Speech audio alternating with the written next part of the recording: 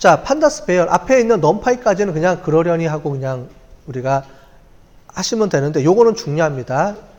뭐냐면 판다스 배열인데 판다스를 갖고 오는 건데 데이터 프레임으로 갖고 오는 거예요.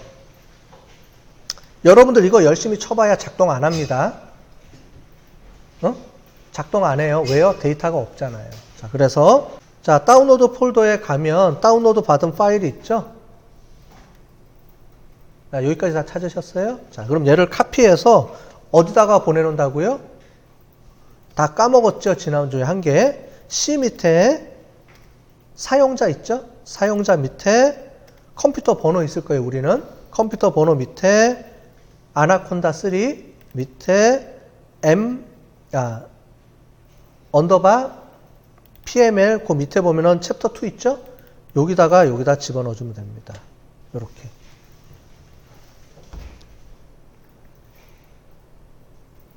자, 됐어요? 자, 폴더 어딘지 아셨죠? 그래서 데이터를 같이 넣어줘야 돼요. 제가 넣은 거에 보면 이렇게 돼 있죠? 요렇게 두 개 파일이 같이 들어와 있죠? 요렇게. 여러분들도 요렇게 있어야 돼요. 자, 그러면 자, 아나콘다 폴더에 들어가 보면 여기에 데이터가 들어와 있는 거 확인이 가능하죠? 확인하시면 되고, 자, 그러면 두 번째 거 요렇게 넣어볼게요. import pandas as pd 하면은 뭔지 알죠? 요거는 import는 판다스라는 패키지를 갖고 올 겁니다 라는 거고요. 기본적으로 우리 아나콘다를 깔면은 다 저장이 깔려 있습니다. 그리고 걔를 호출할 때는 pd라는 명령어로 할 거라는 거예요. 판다스라는 풀네임으로 안 쓰고 pd라는 걸로 앞으로 호출해서 쓰겠다 이거고요. pd.read.csv 해서 이 공간에 이 폴더에 저장되어 있는 이 파일을 불러 들어 갖고 와서 df, 데이터 프레임이라는 변수명 이름을 아무거나 준 거예요. 이렇게 주고 갖고 온 거고요. 중요한 거 df.head라고 치면은 우리 R에서처럼 상위 5개 데이터만 출력해 줘요. 그래서 내가 데이터가 어떻게 구성이 되어 있는지를 볼 수 있게 해주는 거예요. R에도 이거 있었죠? 다 해봤죠? 이렇게 해서 쳐볼게요. 이렇게 다 갖고 왔죠? 그러면은 이렇게 형식이 돼 있죠? 배열하고 좀 틀립니다. 배열은 이렇게 돼 있어요. 이렇게, 이 값으로. 이렇게 돼 있기 때문에. 됐죠? 이렇게 갖고 왔죠? 자, 그 다음에 혹시 만약에 지금은 우리가 그냥, 갖고 오면, 그 데이터, 판다스로 갖고 오면 데이터 프레임으로 자동으로 저장이 되는데 혹시 나중에 어떤 배열, 넘파이라든가 이런 걸로 결과값이 나오거나 했을 때 얘를 데이터 프레임으로 바꾸고 싶으면 이렇게 써주면 돼요. 자, 중요한 거는 대문자입니다. 이렇게. 이거는 굳이 안 쳐줘도 돼요. 이미 우리는 배열로 나와 있으니까. 그런데 여기다가 pd.dataFrame이라고 해주면은 넘파이랑 이렇게 저장되어 있던 것들이 전부 다 배열로 바뀝니다. 자, 두 번째, 이렇게 해줄게요. df.shape. 자, 이렇게 쳐보세요. 자, 이제부터가 중요합니다. 이제 우리가 많이 쓰는 명령어들을 계속 해볼 거예요.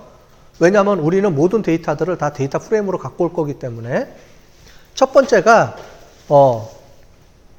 shape라는 명령어예요. 그러니까, 그, 메소드죠. df.shape 하면은 얘는 뭐냐면, 모양이 어떻게 돼요? 라는 거예요. 자, 그러면 앞에가 뭐라 그랬죠? 행이에요? 열이에요? 첫 번째, 두 번째. 앞에가 행이에요? 열이에요? 행.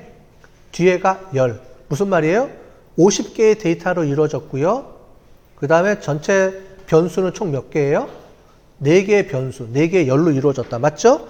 하나, 둘, 셋, 4개의 열로 이루어졌죠? 그 다음에 총 위에는 5개만 잘랐으니까 그런데 다 하면 총 몇 개가 있다는 거예요? 50개. 맞죠? 50개고 지금 5개가 있다. 이렇게 얘기되는 겁니다. 다 해봤잖아요. 그죠? 그래서 이런 명령어예요. df.shape 하면은 데이터 구조가 어떻게 되어 있는지를 보고 싶은 건데 왜냐면은 df 치면은 헤더라고 안 치면은 쫙 뜨죠. 근데 지금은 50개뿐이 안 되지만 나중에 수천 개 이제 뒤에 가면 데이터를 수천 개짜리 데이터들을 처리해야 돼요. 그러면 이제 너무 복잡하니까 헤드만 가지고 전체적인 구조 파악을 먼저 하시고 데이터가 몇 개로 이루어졌는지를 보기 위해서 이렇게 shape라는 명령어를 치면은 이렇게 뜨는 겁니다. 됐죠? 이렇게 뜨죠? 자, 두 번째, df.index라고 쳐볼게요. df.index. 자, 그러면은 처음에 0부터 50개까지 있다. 이렇게 뜨겠죠? 그 정도만 보시면 되고. 자, df.column이라고 쳐볼게요. 자, 인덱스와 컬럼의 차이 뭔지 아시죠? 자, 인덱스는 뭐냐면 요거예요. 0, 1, 2, 3, 4. 여기 자동으로 옆에 붙어 있죠? 조그만하게. 여기 보이시죠? 요게 인덱스예요. 원래 데이터고요. 원래 데이터 값들이고 옆에는 자동으로 판다스에서 데이터 프레임에서 생성해 주는 거예요. 그냥 코드, 그러니까 행번호. 행번호인데 1부터 시작하는 게 아니고 뭐 0부터 시작한다고 우리 설명드렸죠? 이렇게 해서 인덱스는 이렇게 나와 있죠? 이렇게 나와 있고요. 그 다음에 컬럼은 어떻게 돼요? 컬럼인데 어떻게 값들이 이렇게 돼 있죠?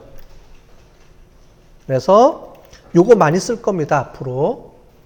그래서 왜냐면은 계속 설명을 드리지만 데이터 프레임이 위였다가 어떤 명령어를 쳐서 우리가 뒤에 뭐 로지스틱이라든가 디시전 트리 이렇게 명령어를 쳐서 데이터를 분석하면 그 분석한 결과, 처리 결과가 전부 다 이제 넘파이 행렬로 배열로 나와요.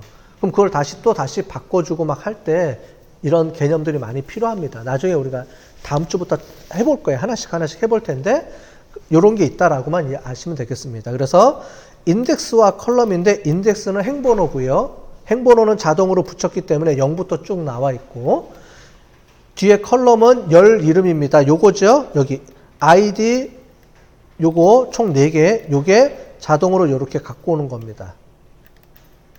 자, 요걸 가지고 나중에 이제 많이 쓸 거예요. 앞으로 이제 그 데이터 이름 붙일 때, 열 이름 붙일 때 쓰는데 D타입이라 그래서 D타입은 데이터 형태예요. 데이터 형태는 그냥 오브젝트로 돼 있을 겁니다. 그죠? 특별한 게 없어서. 자, 그 다음에 명령어 중에 또 뭐가 있냐면 df.value라는 게 있어요. 자, 이렇게 value를 치면 어떻게 했죠? df.value라고 쳤더니 얘가 뭘로 형식이 이루어져 있어요? 앞에 뭐라고 붙었어요? 이름이.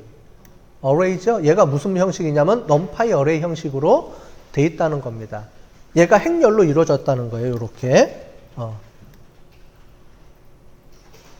되셨어요?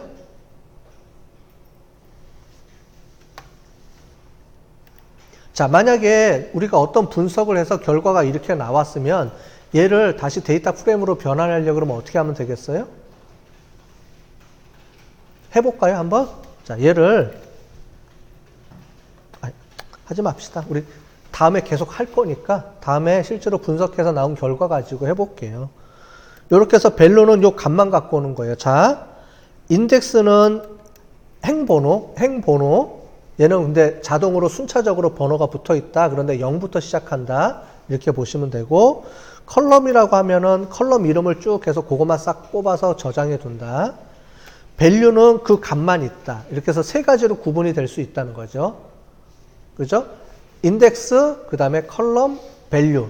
이렇게 구분이 돼서 이제 저장을 할 수 있고 분석도 할 수 있습니다.